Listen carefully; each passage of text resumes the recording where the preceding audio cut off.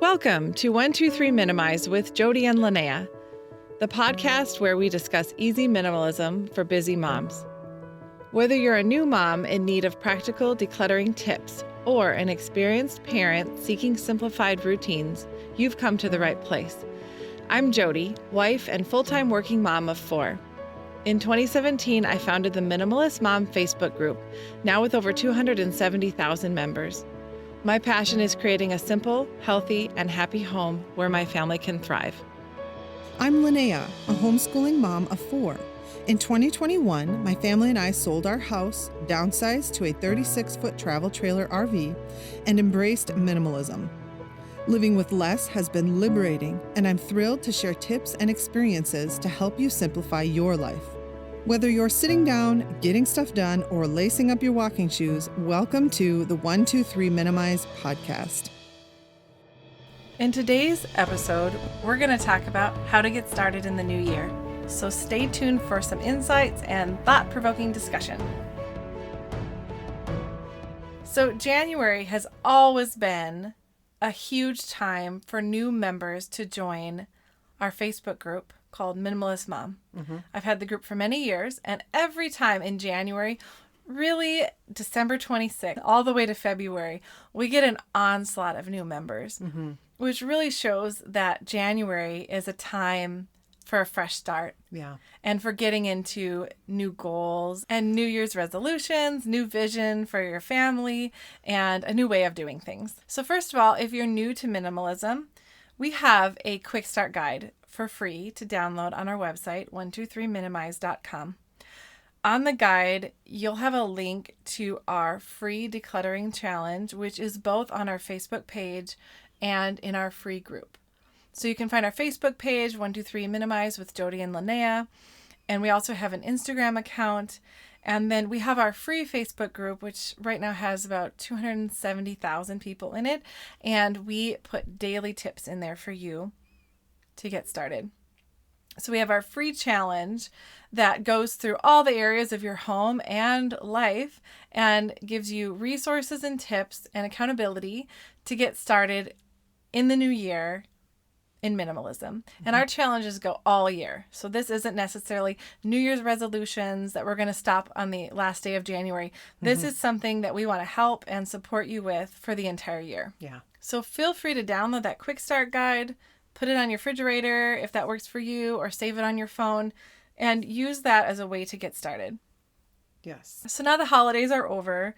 Maybe your house is full of stuff. You have holiday decorations all over the place. Where does one even start?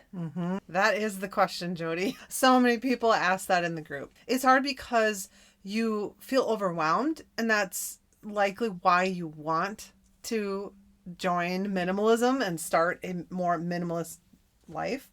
But when you're overwhelmed, it's really hard to know where to start. Absolutely. And a great place to start is with your easiest room, right?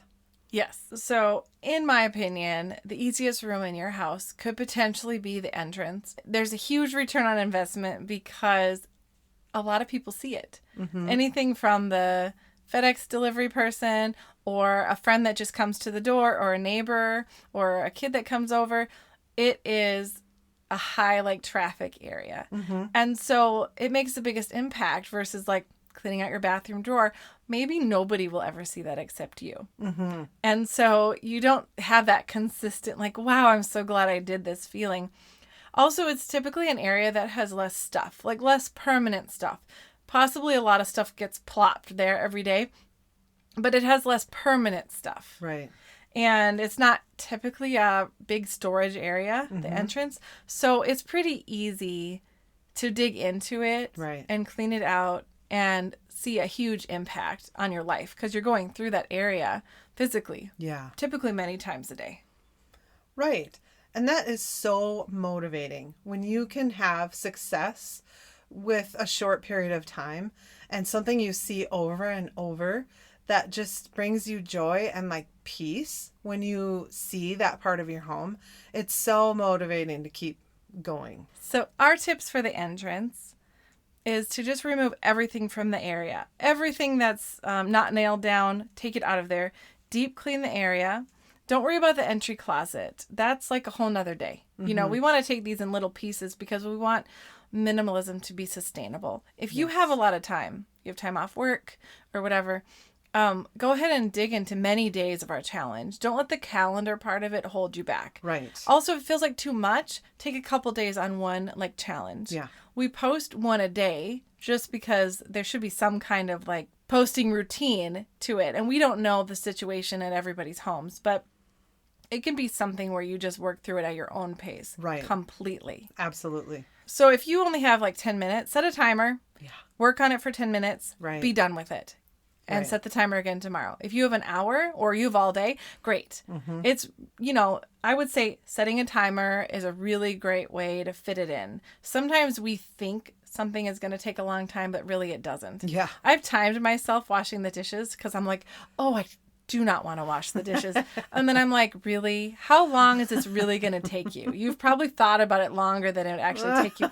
So just like put on music, call a friend on the phone, put on some earbuds, set a timer, and just plow through it. You won't even remember doing it later, especially if you're listening to a podcast or an audiobook or talking to a friend. Sometimes I just go into automatic mode and I don't even realize that I'm picking up. And then I get off the phone and I'm like, wow, the house is clean. I don't even know what happened there. Yep. So the next step would be to put back the things that you use often or bring you joy. And everything else that doesn't make that list, donate it, old decorations, items that you don't use anymore. Even I have done it where there's kids' shoes that are too small for them. Yeah. Like you didn't even clean it out in a while and you're like, Right. wow, how did this happen? Right. A too small coat, shoes that are too small, Right. right in the donation bin. Yep. And another tip at the beginning of the month here is to just start a donation box or a bag. Yeah. I sometimes I'll keep it in the garage, and when I find something, I just throw it in the bin, or you can keep it in your trunk. And that way you're not making a lot of trips, but it's out of your house. You've already made the decision. You're not going to make the decision again. Yeah. It's put somewhere. It's out of the way. Right. And you just keep adding to that throughout our whole challenge. And when it gets full, then drop it off somewhere. Yeah. Another thing is you could find your local Buy Nothing Facebook group and then list something. You do have to set boundaries with your time. I always do like first come, first serve or a porch pickup. So I set it out there with their name on it, and I don't have to like set up a time and hand it off to them. It's free, right? So they can just walk up to the door, grab it, and go. And to me, that's just easier. I don't have to like, oh, they're coming in 10 minutes. Oh, they're coming in 5 minutes and be kind of that coordinating with them. I'll just tell them, pick it up whenever you want. It's on the front steps.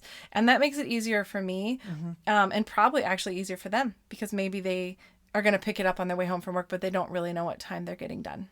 Sometimes when you're getting started with minimalism in your home, it's easy to get decision fatigue. Like they say, pick up something, you know, do you use it? Is it beautiful and you want to display it? Does it bring you joy? And it's so much decision making. Right. I will say the more that you kind of exercise your decision making muscle, it does get easier. Yeah. You get a lot more decisive. Like you just know right away. In the beginning of it, it was a lot harder. So picking that low-hanging fruit really works for me. On our quick start guide, we have another way to go about this that is not the daily challenge, and it's picking 100 things in your home to get rid of, just to start exercising your decision-making muscle. So the obvious stuff, the stuff where you walk in your room and you're like, that needs to go.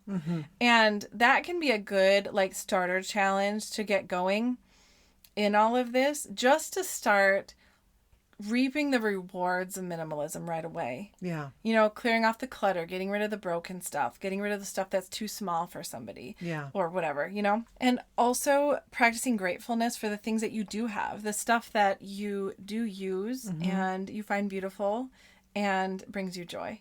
So maybe you're digging through something and you find a decoration or a painting or a card or something, and it just makes you happy. Well, display it. Put it up for a while, you know? That, I think, can really help to practice that gratefulness and to take time with your stuff and let it bring you joy. Yeah. And of course, if you do have kids, they're always growing, their interests are changing. And so a tip that I have as you get started is you will need to go to the store. the hard part about minimalism and also like a certain food plan is you can't just stop doing it. It's not like other things where you can, okay, I don't want to do this, I'm just going to stop. No, you're still going to have to go into the store. You're still going to have to buy your kids like clothes that fit them when they're growing. Right. And so having the 1 in, 1 out rule is a good idea. So if you're going to refresh somebody's wardrobe, look through their wardrobe with them, of course. And is there anything here that's too small, stained, torn, that we can get rid of as we're bringing new stuff into our house? And having that continual thing is really going to help you to stay off of the shopping, purging cycle. Yeah. Where it's a constant, I'm bringing in new stuff. Why do we have so much stuff? I got to get rid of so much stuff. Oh, it's so much work. Constantly in that cycle. Right. Yeah. Well, and I can see how that would take way less mental energy and emotional energy. Building that habit of the 1 in, 1 out, because that's an easy thing. Like you said, if you're buying a new pair of pants and your son's other pants have holes in them, that's easy. You just know those are out. But versus waiting a year and now you have to go through all his clothes. You have to pull them all out. You have to look through all of them. And it's like not just one little quick decision. It's a whole year's worth of decision, and it takes up a big chunk of time, instead of like a habit that you create, a new habit that just builds into your normal everyday life or weekly life that could make it not feel so overwhelming in your mind. Like it's just easier steps instead of this massive project. Right. Because a lot of this is about sustainability and bringing peace into your home and reducing your stress level and giving you back your time. Yeah. So the little things that you can do, it does make a difference. It does. Sometimes people will look at a challenge day that maybe is harder for them. Right. And they're like, there's no way I can do this. Just 10 minutes. And then 10 minutes the next month. And then it does make a difference. Yep. Because you start to do it faster and learn more tips to do it faster. Yeah. And so you get more time back, and your home, the biggest benefit to me that I noticed right away is it is pretty quick to clean our house. Yeah. It used to take me a long time. And now if somebody is coming over 15 minutes, there's not a lot to do. Right. So it's not cleaning all like Friday or Saturday to have someone over. It's not as much of a burden. Yeah. It's just a quick clean, putting stuff back because everything has a place. So putting stuff back. It's not like before where it was too crowded. Right. There was too much stuff and too much got taken out and it was just stuff everywhere. And now my kids have plenty of stuff, we could reduce more always, try to respect their journey in minimalism. So they don't have super reduced stuff as much as I do, but they can pick it up super fast.